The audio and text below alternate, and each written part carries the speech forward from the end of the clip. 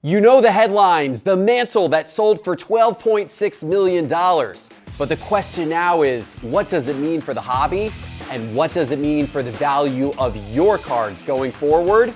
We're gonna tell you next on Cards on the Table.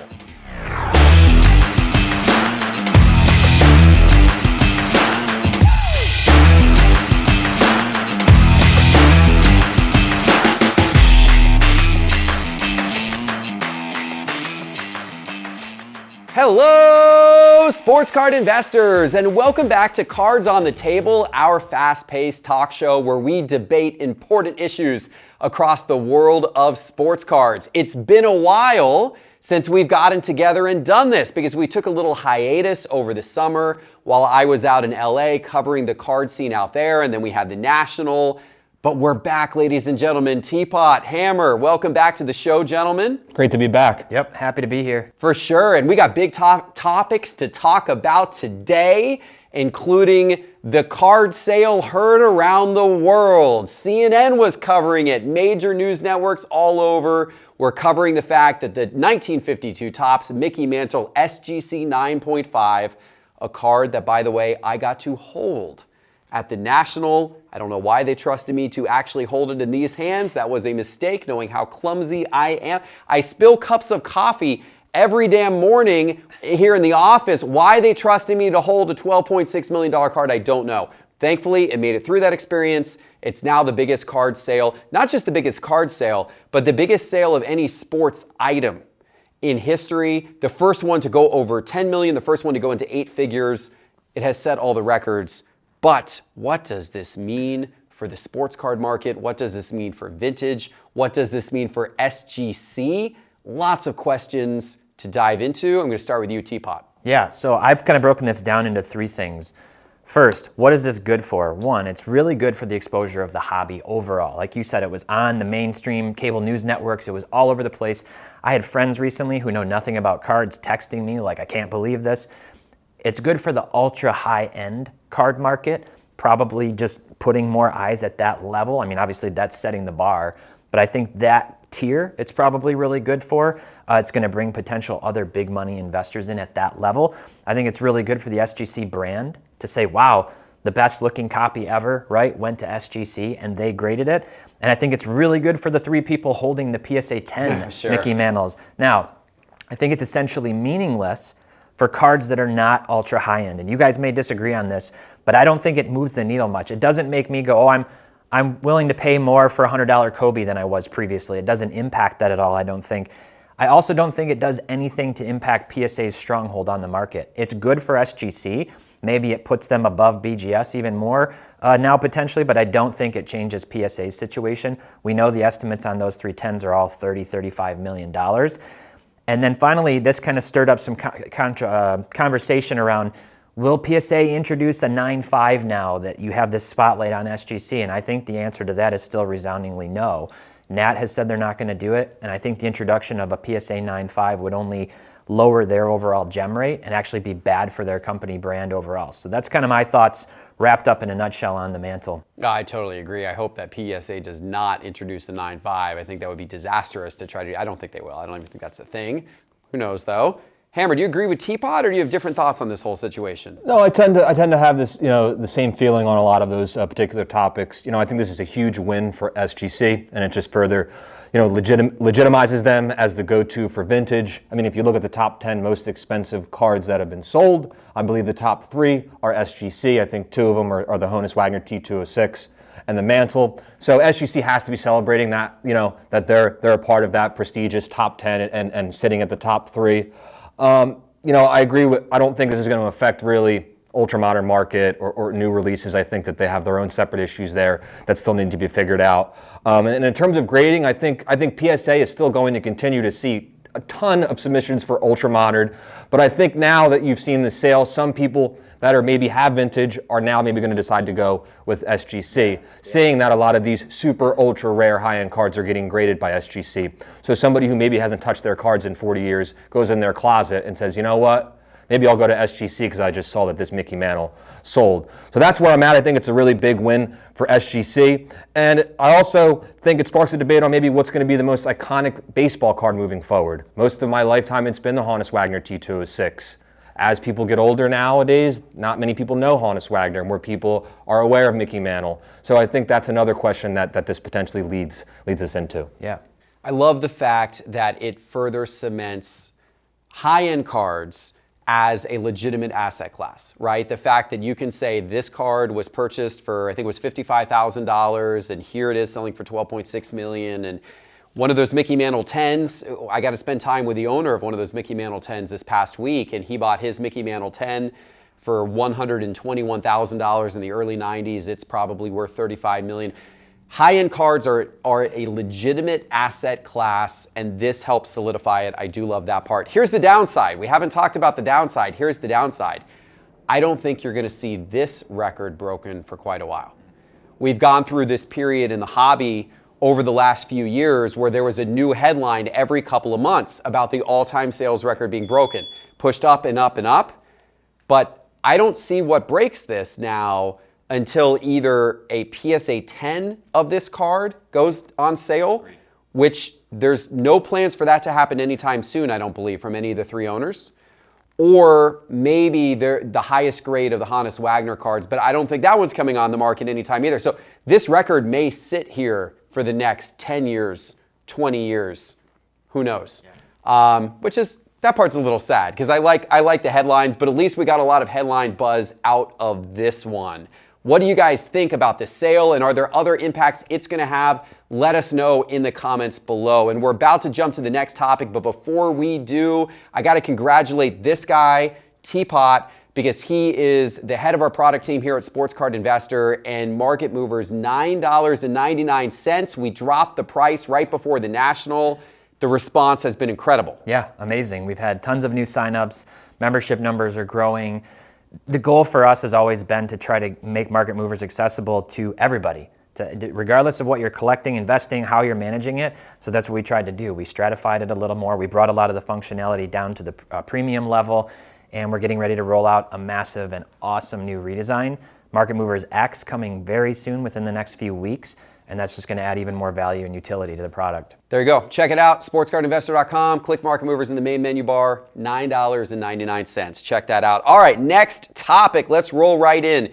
We're going to talk about, of course, the NFL, because we are here right before the start of the next NFL season.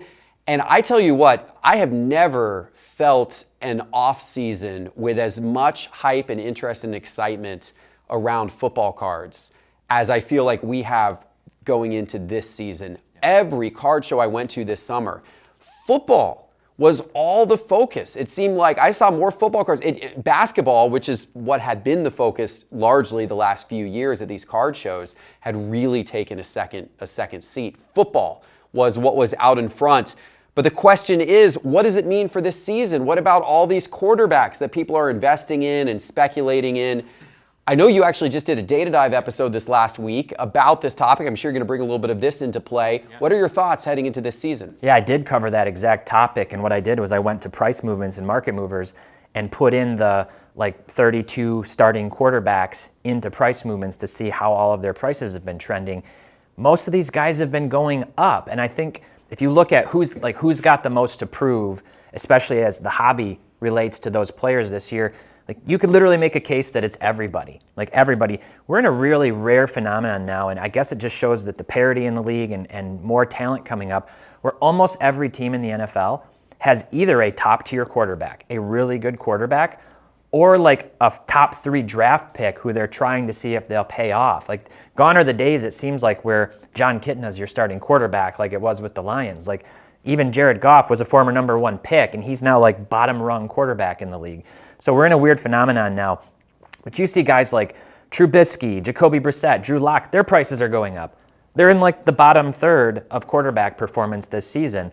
If I'm really breaking it down and saying who do I think has the most at stake with hobby prices, I still think it's my boy Patrick Mahomes.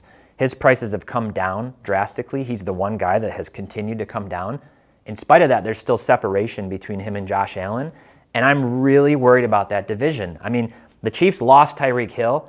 every other team got like significantly better. Devontae Adams to the Raiders, Khalil Mack to the Chargers, Russell Wilson to the Broncos. I'm nervous. I think the Chiefs are the favorites. They could finish in last in that division, and I'm really worried about what that could mean for Mahomes. And then I think if you look at other guys, just those running backs, the top running backs, Christian McCaffrey and Saquon Barkley coming back from injuries, Alvin Kamara and Dalvin Cook, good backs who need to keep doing more to hold value long term. And Derrick Henry, he needs to come back strong, and we know the Titans, who have gotten rid of all their receivers, are really going to be relying on him this year. So a lot of question marks around a lot of these guys, but like you said, a lot of hype and interest in football cards. What are you looking at? Have you been investing, Hammer, in some of these guys? What are you looking at doing right now? So I've kind of been just seeing how everything plays out, and I'm more focused on one guy who's been arguably the hottest football player in the hobby, and I think he has the most to prove right now, and that's Herbert. And most of that's based on pop count, print run, and his current prices. If you look at market movers, he's got more than double the amount of rookie cards of somebody like Josh Allen, while a lot of their same cards are still being competitively priced. And look, he's clearly one of the most gifted pass throwers in the league. I don't think anybody's arguing that. But up to this point, he's only had individual success. And if he misses the playoffs this year in a loaded AFC West, I could totally see a lot of these collectors that have been holding him, they might decide to move off and to go with somebody who's doesn't have to face Patrick Mahomes twice a year. So, he's going to have a very successful career, but you need to have some team success as you get into this third and fourth year. And if they don't make the playoffs this year, I can really see a price correction on his cards as collectors start to maybe go find the next hot quarterback or next hot player. I think you're spot on with your comments there, Hammer. I am worried. I looked in Market Movers at over the last 60 days, what players' cards have sold the most. Looking at all of our transaction data in, across Market Movers, what players' cards have sold the most. Number one is Joe Burrow. And this isn't just football. I'm looking across all sports. Joe Burrow's cards across all sports, number one. Justin Herbert, number two. Mac Jones, number five. Trey Lance, number 8. Tom Brady, number 9. Trevor Lawrence, number 10. Those were your football players in the top 10 in terms of total sales volume. And to me, all those guys, with the exception of Brady, have a lot to prove this year, particularly at the top of the list, Burrow and Herbert, because so many of those have sold, because there's so much supply out there on the market. Those are the two guys above all others that if they come out of the gate showing any weakness or lapses at all, their prices will go down quick. Both Burrow and Herbert. And Burrow's proven a little more than Herbert. I mean, Herbert hasn't even made the playoffs yet. Correct. Burrow at least had that magnificent playoff run last season. So he probably has slightly less to prove, but both of those guys need to come out blazing or you're going to see their prices tank. Yeah. Now, on the other hand, if they come out blazing, if the Chargers start 6-0, if Burrow goes off for 400 yards in 3 of his first 4 games, there's probably room for them to continue to go up from here. Those 2021 guys, we know some of those guys are going to be the next Sam Darnolds. Yeah. And so I'm really worried about those ones. And then one other guy is Lamar Jackson, former MVP, superstar. But the Ravens have got to do something this year, or his stuff's going down. It's already been going down a lot. It's already been going down a lot. All right. One more topic today to cover, guys. And first of all, let me give a shout out to stand-up displays, these nice display stands on our table. You can get your own display stands at standupdisplays.co. Promo code SCI for 10% off. All right, guys, it's our last topic. And normally these topics, we take suggestions from the audience. But since we haven't done this show in recent weeks, there was no way for the audience to give suggestions. But we're going to ask you right now, leave a suggestion in the comments for what topics you want us to cover next week during this show. So our own suggestion was that we talk about Major League Baseball. We talk about the fact that the playoffs are not far away and there are some intriguing storylines as we head into the playoffs this year that may also help impact up card prices. You got players going for records. You got Trout back and healthy. You got some interesting things going on. Who's going to get the MVPs? All this type of stuff. What do you have your eye on the most, Hammer, as we go into the MLB playoffs? So this is probably the easiest answer that I can give you guys, and that's Pujols' chase to 700. It's been remarkable to see the second half that he's had. He's leading the league in home runs since August 14th, and has really been a key part of the Cardinals gaining first place, having a comfortable lead in the NL Central. He just hit his home run off of his 450th pitcher, which is now most all time. So it's records palooza right now in terms of Pujols and this chase. And naturally, the card market has been keeping an eye. You've seen sales volume, you've seen price increases on all of his cards, whether it's his Topps Chrome or you're looking at his Donruss or his Upper Deck. So you're seeing sales volume increases and price increases across the board over the past 30 to 60 days. So, I think it's going to be interesting.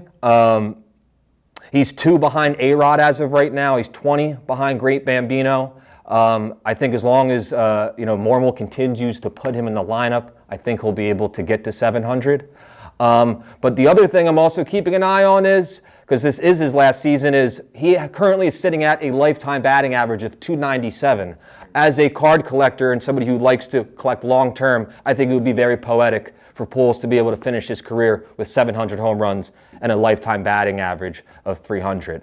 But I think the moral of the story is Albert Pujols can really do anything in a St. Louis Cardinals uniform, because it's been unbelievable to see what he's done up to this point. Yeah, it's cool. It's definitely one of the cool stories for sure. So we're going to be watching him, and he may have the opportunity to be a hero come September and October as the playoff races go on, and that's only going to further the mania there. What a way to close out his career that would be. Yeah.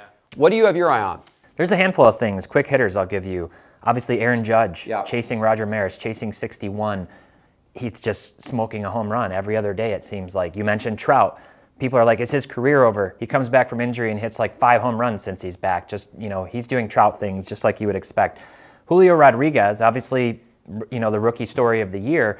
Another young guy getting these massive long-term contracts. Before they really prove they can sustain and do this over and over again, Seattle, I got to give them credit, making moves, trying to lock up the guys like the Rays did with Wander Franco, and we saw it with Tatis. So they're trying to do that.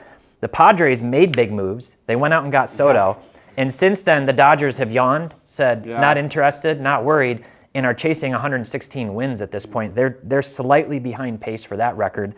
And then Corbin Carroll, who was the number 3 prospect, could have arguably been the number 1 prospect, getting called up. He was absolutely tearing up the minor leagues. And he just came up for the Diamondbacks, is already out with like a couple of runs and some RBIs, having a really strong performance so far. So nice to see a guy that was highly touted come right in and start making an impact. So a lot of stuff that could impact card prices for sure. Yeah, a lot of stuff to focus on this postseason. That list that I called up of the top selling cards over the last 60 days for market movers, I went down the list to see where our top baseball players were on there, right? So the number 1 baseball player over the last 60 days having sold is Shohei Ohtani. Now, you're not going to see him in the playoffs this year, sadly, nor will you see his teammate Mike Trout. I certainly hope we get to see him and Trout someday in the playoffs. It's unbelievable how the Angels have those guys. But change of ownership. Might be on different teams, too. Yeah, who knows? Who knows? But the next guy on the list was Aaron Judge. And you mentioned Aaron Judge already. I have my eye on him not just because of home run chase and that type of thing, but I have my eye on him because could this be the postseason when Aaron Judge shines in the playoffs? Could he lead the Yankees to the World Series? Could he actually potentially take home a ring, win World Series MVP? What would that do to Aaron Judge's card prices? Already fan favorite. He's already seen his cards go up a lot this season. What could postseason success add to that? That's going to be really interesting. Right behind Judge, by the way, next in the rankings here in Atlanta, Ronald Acuna Jr. So I don't know. Maybe he'll do something this postseason. He didn't have as much opportunity to make an impact last postseason. He had no opportunity to make an impact last postseason, even when the Braves had their World Series run. The Braves are pretty good this year. So he's hungry. Pretty good. He's back. He's hungry. What could he do? And if it's something great, how will that affect his card prices? Lots to watch for. We are entering into what I think is the best part of the sporting year. Certainly is. For sure. Excited for it. Hopefully you're excited for it as well. And hopefully you're excited that Cards on the Table is back. If you are, please hit that like button. Please subscribe to our channel if you haven't already. And go right down in the comments and leave us a suggestion for a topic next week. We may just very well debate it on this show. Until then, ladies and gentlemen, thanks for watching. See you soon.